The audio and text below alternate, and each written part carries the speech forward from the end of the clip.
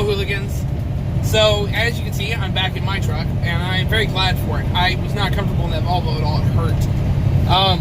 The bed was too thin. I've got like a twin Serta mattress in this, which is nice. And then I got, the other thing is the ride in that Volvo was terrible, but I think that was partially because there may or may not have been a blown airbag on the back of the sleeper cab, whereas on this one there's not. So every time you hit a bump, the back of the cab would slam down, and that's indicative of a blown airbag.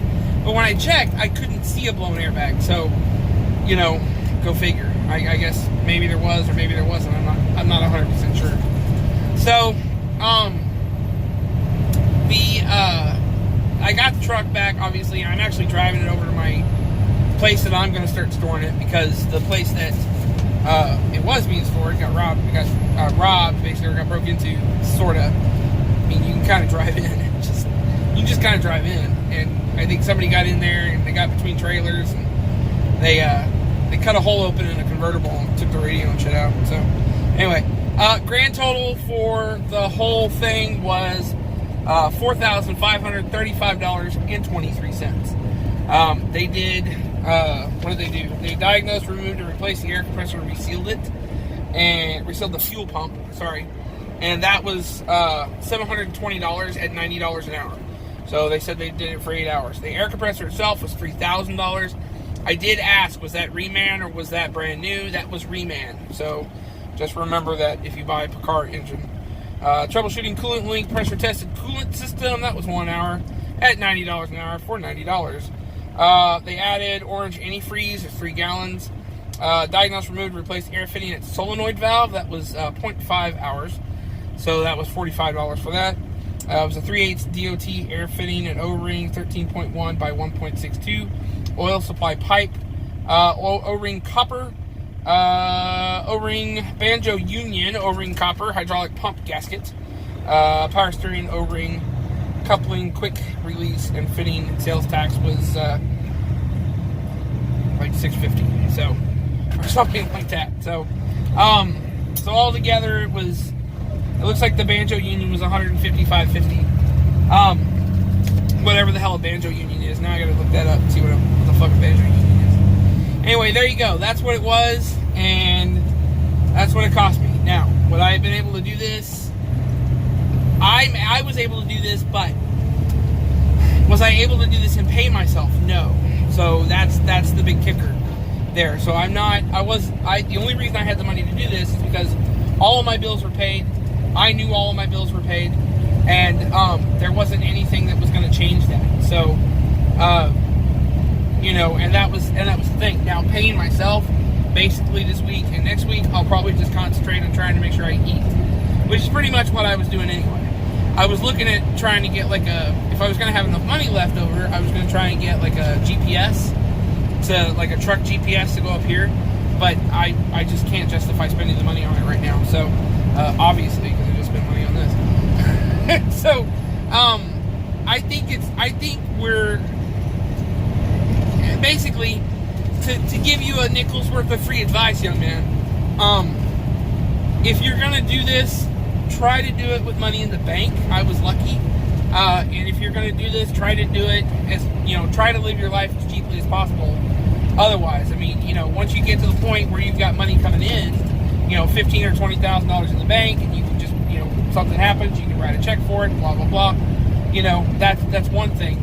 Whereas, me, I'm like, that's one thing. Then you can go and get the Cadillac, and you can go and get the BMW, the Mercedes, or whatever, if that's what you want to do. But I think, generally speaking, truck driving itself, or being a trucker, or being an owner-operator, is kind of a life. You kind of have property so that you can park your stuff on your property. You have an old truck that you drive around. You drive a beater around when you're not driving this because, whatever. You generally buy used equipment. You buy used whenever you can, which is good enough. And I don't mean used equipment for the truck. I mean used equipment for home. So you generally would buy a used car. You're going to buy a used tractor. If you buy property, you're going to have a used tractor. If you're going to try and get things on the cheap. And when you can afford something nice, you're going to afford something nice. It's going to be something special. And that's kind of the thing. Because otherwise, you're not going to be able to pull this off. And that it's kind of like the farmer mentality. You know, I didn't grow up on a farm, but I worked on a farm for about 3 years. And the farmer mentality really is, you know, I'm going to do things for as cheap as possible. So my trucks are used. You know, where I worked, the trucks were used. They were all used, and you fixed them until they broke down and they weren't able to be fixed again, and then you fixed them again. And that means the motor went bad. You took the motor out, put another motor in it, and kept driving it. And you know, and they would go to auctions, you know, and it was like my Peterbilt that's over there needed a new rear end a couple of years ago, and they're not gonna pay for brand new rear ends. They're gonna buy used rear ends. So what did they do? They went to an auction where a Peterbilt from Kenworth or something had burned up, and they took that Peterbilt or Kenworth and brought it back, and they used the rear ends off of that truck. Now they got it probably for, you know, pennies on the dollar, $1,000 maybe, $500 for the, you know, for that. The rear ends were fine.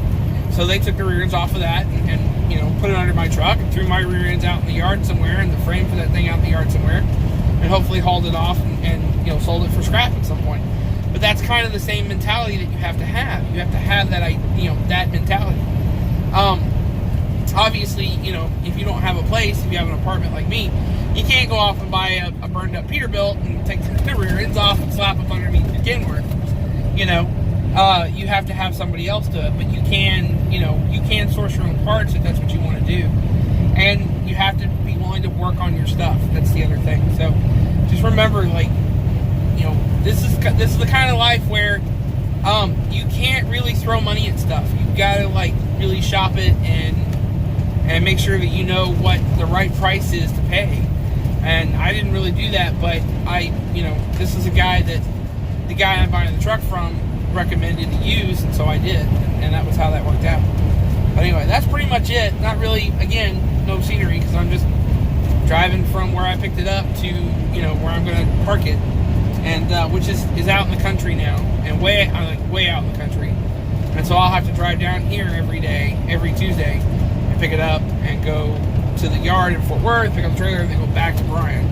So unless I can just hook up to a trailer like Sunday night that I know I'm going to take down to Bryan and just bring it down here and park it. But I'm not paying for a whole truck spot yet. So just paying for enough. I'm paying for enough to park this and 3 cars. So so that's where it's going right now. Anyway, so that's it. I can't think of anything else I want to tell you guys. Of course, if you guys have any questions, feel free to ask, and I will answer them to the best of my ability. But remember that I'm still learning too. So what I can answer, I will, and if I can't answer it, I'll lie. I won't lie. Anyway, that's it. Y'all keep the shiny side up. I'll see you down the road.